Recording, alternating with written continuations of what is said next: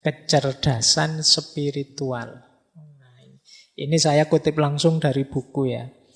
Kalau istilahnya sendiri atau bukunya boleh teman-teman baca, banyak yang sudah diterjemah.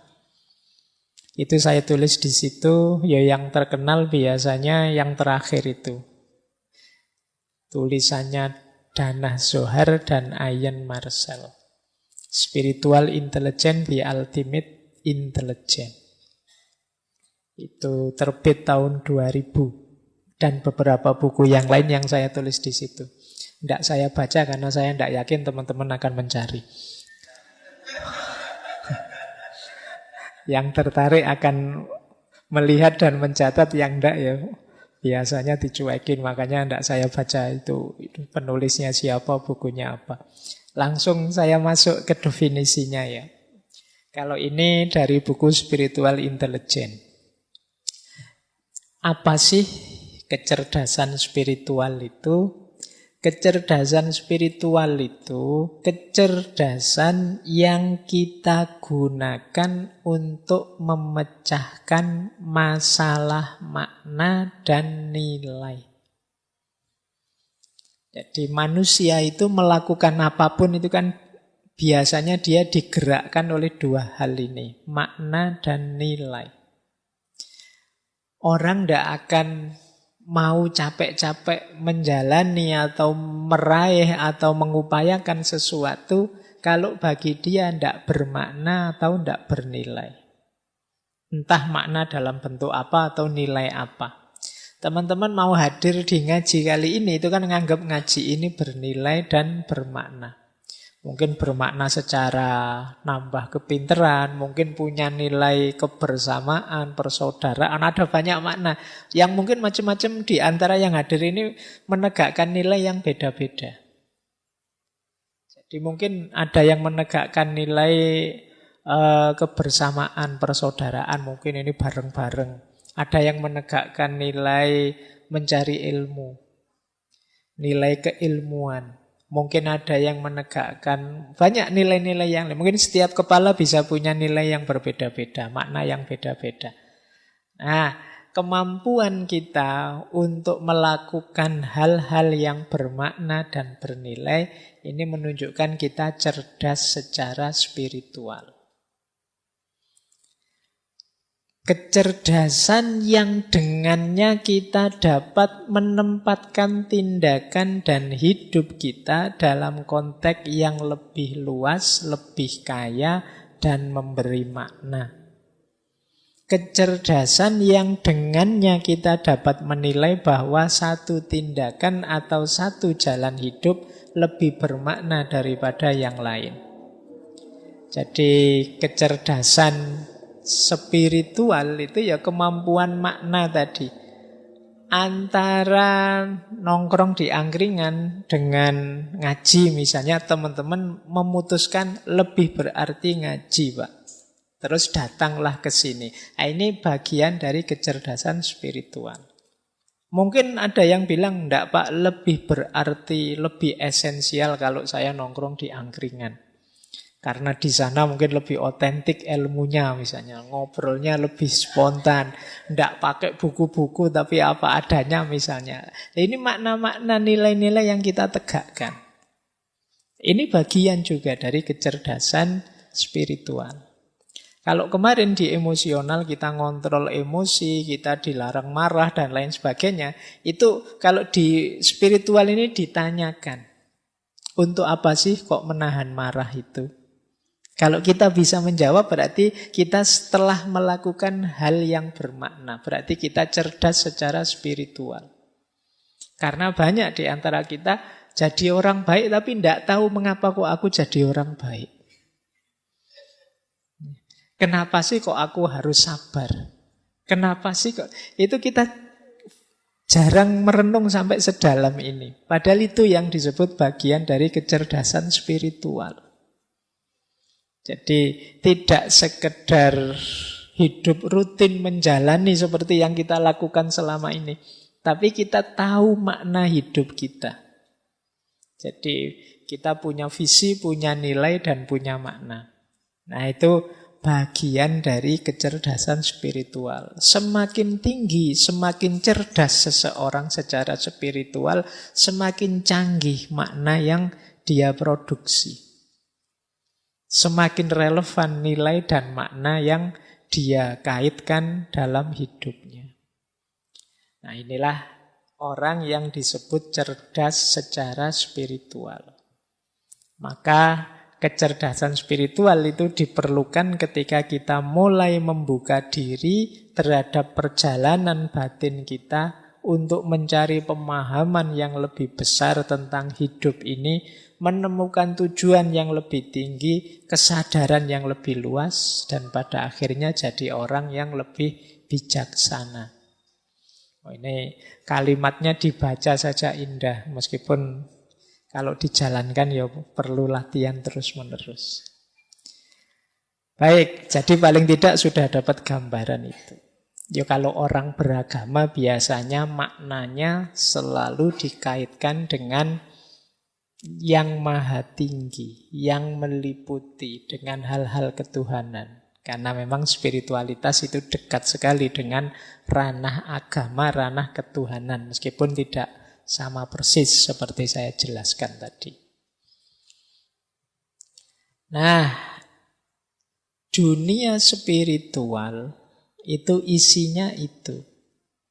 Berarti nanti orang memaknai sesuatu itu dikaitkan dengan itu. Jadi ada ultimate reality, ada dunia personal, ada dunia sosial.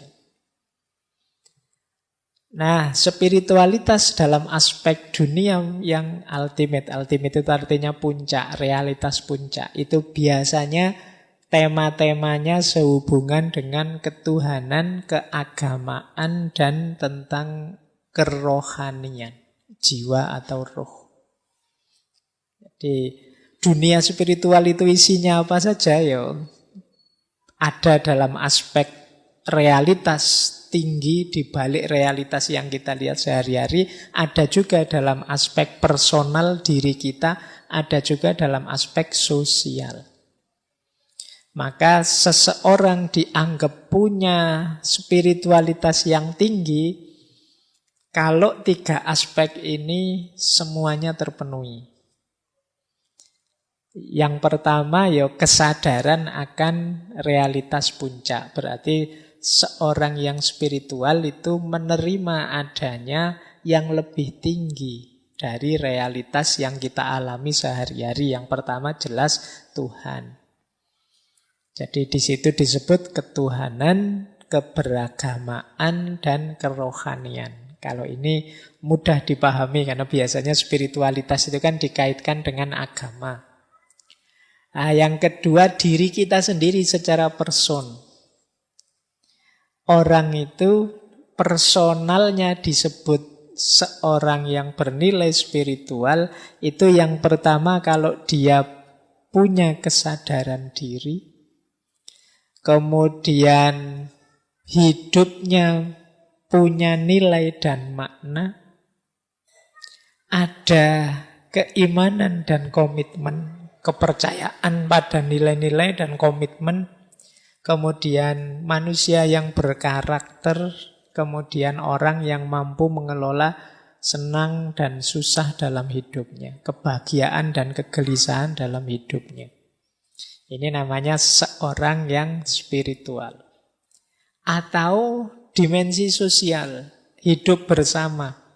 Hidup bersama yang spiritual itu yang seperti apa? Ya yang didasari oleh persaudaraan, jenisnya kesetaraan, saling terhubung, empatik, dan kasih sayang atau cinta. Nah, jadi realitas spiritual itu bisa jenisnya sosial, bisa jenisnya personal, bisa ultimate reality. Biasanya kita seringnya menganggap yang spiritual itu ya yang ultimate reality saja. Padahal ya personal kita itu punya tanda spiritualitas 5 tadi punya kesadaran diri, punya nilai, punya komitmen, punya karakter, mampu mengelola diri. Nah, ini seorang yang spiritual. Kalau hidup sosial antar manusia, itu corak spiritual kalau dia dilandasi persaudaraan, kesetaraan, keterhubungan, empatik, dan cinta. Nah, ini nanti akan jadi karakter bahwa orang yang cerdas secara spiritual itu mampu menghidupkan 3 dunia ini. Jadi dia beres dengan dirinya, beres dengan sesamanya, dan beres dengan Tuhannya. Inilah orang yang cerdas secara spiritual. Ini saya bawa quotes yang menarik dari Neil deGrasse Tyson. Kata dia, "We are all connected to each other biologically, to the earth chemically, to the rest of the universe atomically." Kita semua ini sebenarnya saling terhubung. Dengan sesama kita ini terhubung secara biologis. Sama-sama manusia. Ya, jadi ya terhubung secara biologis bukan kok terus hubungan biologis. Tapi kita itu sama podo menungsane lah ngono. Nanti kamu artikan berarti kita berhubung biologis enggak. Maksudnya kita sama-sama jenisnya manusia. To the earth, terhadap bumi, dunia tempat kita hidup, itu kita terhubung secara kimia. Kita dengan makhluk apapun di bumi ini ya nyambung secara kimia, bahannya sama. Nah, sementara dengan alam semesta kita terhubung secara atom. Atomnya sama, meskipun mungkin komposisi bahannya beda. Tapi dari sisi atomnya kita sama. Jadi kita ini sebenarnya sepenuhnya saling terhubung. Hanya saja pemikiran kita yang tidak utuh, yang sering mengotak-ngotak, memisah-misah seolah-olah aku dan kamu beda, aku dan lingkungan beda, aku dan alam semesta ini beda. Ini seperti di emosional kemarin, bahwa manusia itu yang mampu mengontrol dirinya itu mampu melihat kesamaan dan keterhubungan. Tidak hanya melihat perbedaan. Nah, kita semua saling terhubung. Jangan dikira kalau saya jahat, itu efek buruknya hanya padaku saja. Mungkin padamu, mungkin pada orang lain juga dapat begitu. Kenapa? Karena kita saling terhubung. Bahkan sekedar berpikiran buruk mungkin juga berpengaruh pada kalian. Wong belum saya ucapkan, bahkan belum saya lakukan. Tapi kalau pikiran saya jahat, bisa saja berpengaruh padamu. Wong kita itu tersambung secara biologis. Bisa saja berpengaruh pada lingkungan sekeliling kita, kayak kemarin di etika lingkungan. Bahkan di perputaran universe, alam semesta. Karena kita ini semuanya nyambung. Baik. Nah, sekarang akarnya. Orang yang ingin cerdas secara spiritual harus dimulai dari akarnya. Jadi pelan-pelan kita bangun kecerdasan spiritual. Diawali tentu saja dari kesungguhan. Ini mirip dengan yang emosional kemarin ya. Bahwa kecerdasan spiritual ini sifatnya potensi dalam diri kita. Kalau tidak digunakan ya tidak ada gunanya. Kalau tidak digunakan ya mati.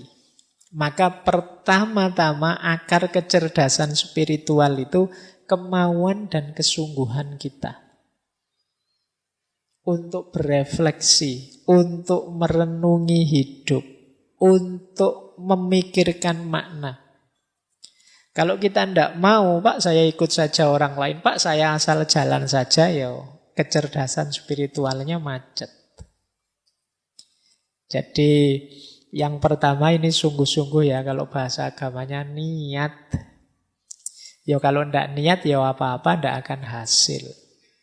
Jadi rumus pertama adalah yuk sungguh-sungguh mari menyisihkan waktu untuk merenung, untuk muhasabah, untuk memperhatikan hidup ini, diri kita, lingkungan kita. Melalui refleksi, melalui tadabbur, tafakkur, dan lain sebagainya. Ini yang pertama, akarnya. Nah, biasanya kalau kita hidup secara serius, itu nanti akan bertemu pencerahan-pencerahan. Maka akar yang kedua, ketercerahan. Ini momen, wow, iya ya, ternyata hidup ini begini. Itu momen pencerahan. Baru saya tahu ternyata saya itu manusia yang lemah. Ini namanya pencerahan. Baru aku sadar ternyata kemarin aku hanya GR saja. Ternyata aku tidak sehebat itu misalnya. Itu namanya pencerahan. Jadi ketika kita mengalami momen-momen pencerahan semacam ini alamat kita lebih cerdas secara spiritual. Jadi kan banyak orang yang belajar tapi ya tidak cerah-cerah. Ruwet terus uripe. Jadi banyak orang yang tercerahkan. Dan ini yang membuat ilmu itu asik. Kalau kalian merasa tidak kerasan membaca buku, tidak kerasan belajar, kemungkinan jarang ketemu pencerahan. Orang itu senang baca ketika dia baca, oh iya ternyata begini, iya ternyata begitu. Itu mungkin dia tambah asik pengen baca terus. Tapi begitu baca, ini buku apa toh ya, susah sekali dipahami, susah ya, tidak jadi baca. Jadi momen ketercerahan itu kejarlah. Momen wow, momen aha, momen eureka, momen apa saja.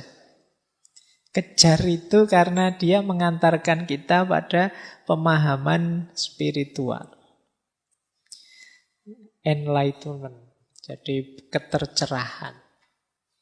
Itu rumus kedua. Jadi ada yang sungguh-sungguh, ada yang melalui pencerahan-pencerahan. Nah, akar kecerdasan spiritual yang ketiga adalah ketuhanan. Kesadaran bahwa kita ini ya tidak hanya terhubung dengan sesama, dengan semesta, tapi kita juga punya hubungan dengan Yang Maha Kuasa. Jadi kesadaran ketuhanan akan membuat kita tambah cerdas secara spiritual. Ada banyak momen dalam hidup ini yang kita kesulitan memaknainya kecuali setelah kita hubungkan dengan Tuhan. Begitu kita sambungkan dengan Tuhan, banyak hal mudah jawabannya, kita tahu maknanya. Kenapa ya? Saya sudah belajar sungguh-sungguh, saya sudah kerja keras, saya sudah berkorban banyak, kok masih gagal? Sementara dia tidak ngapa-ngapain, cengenges-cengenges akarepe dhewe. Kok ya sukses? Itu kalau kita kejar jawabannya sendiri sulit kita ketemu. Tapi begitu kita hubungkan dengan Tuhan, jawabannya lebih mudah. Ada banyak momen yang makna dan jawabannya lebih mudah ketika kita sadar hubungan hidup ini dengan Tuhan. Loh, kesadaran keterhubungan dengan Tuhan ini hanya orang-orang yang cerdas spiritual yang mampu. Jadi kalau ada momen peristiwa apapun, dia membacanya selalu melibatkan Tuhan. Kita kan kadang-kadang lupa bahwa kita punya Tuhan. Akhirnya kita kalau gembira terus jadi sombong. Kalau dapat anugerah jadi sombong. Dapat kesulitan terus putus asa. Ada sumpek sedikit terus rasanya dunia gelap. Ini namanya kita lupa kalau kita punya Tuhan. Nah, itu indikasi kita kurang cerdas secara spiritual. Pak, saya itu sudah hitung sampai yang sekecil-kecilnya loh. Kok masih gagal saja? Ya, itu kan kamu berhenti di dirimu sendiri. Kamu lupa bahwa ada Tuhan. Maka akar ketiga dari kecerdasan spiritual itu ketuhanan. Yang keempat, kecerdasan spiritual itu juga mengakar pada pengalaman. Jadi pengalaman inilah nanti yang jadi dasar kecerdasan, kepekaan juga kita secara spiritual. Kalau bahasa psikologi ada habit of mind. Pikiran kita terkondisikan peka dengan aspek makna, aspek spiritual. Itu mungkin bisa diawali dari pengalaman kita sejak kecil. Mungkin yang ngalami dulu ngaji di kampung, ngalami sama bapak ibu dipaksa sholat jamaah dan lain sebagainya. Itu kan pengalaman-pengalaman spiritual waktu kecil. Yang ini akan jadi habit kita. Jadi kebiasaan kita. Yang itu rasanya kita tidak enak kalau tidak begitu. Nah, itu buah dari pengalaman. Yang rajin sholat, ketika satu waktu terpaksa tidak sholat, itu kan rasanya ganjel. Sebaliknya juga begitu, yang tidak pernah sholat kok tiba-tiba sholat, itu kan momen mengesankan juga. Jadi, nah, yuk dari pengalaman terbangun habit of mind tadi. Jadi orang yang karakternya baik itu yuk biasanya karena memang dia dibiasakan dalam pengalamannya. Karakter-karakter yang baik. Sehingga terus karakter itu mengakar dalam dirinya. Nah, jadi akar selanjutnya pengalaman. Ya, pengalaman itu ada yang, kalau dalam ranah spiritual ada yang khas dua, selain pengalaman biasa yang dibiasakan tadi. Yang pertama adalah pengalaman luar biasa dalam bentuk pengetahuan. Dan yang kedua pengalaman luar biasa dalam bentuk trauma. Pengalaman luar biasa dalam bentuk pengetahuan itu kalau dalam agama kadang menyebutnya ya pengetahuan intuitif atau kadang disebut laduni. Yang kita tidak belajar tiba-tiba paham. Kan ada ketercerahan itu saat kita membaca tercerahkan. Ada yang tidak membaca tapi tercerahkan. Nah ini pengalaman luar biasa juga. Ini bisa juga menumbuhkan kesadaran dan kecerdasan spiritual. Jadi yang sifatnya intuitif. Wow-nya tidak melalui proses biasa. Ini juga jenis pengalaman. Ada juga pengalaman traumatik. Kalau pengalaman traumatik ini pengalaman luar biasa yang membuat trauma. Cuma traumanya efeknya positif. Geser ke ranah spiritual. Misalnya setelah di DO baru sadar bahwa ternyata Tuhan itu maha kuasa. Nah,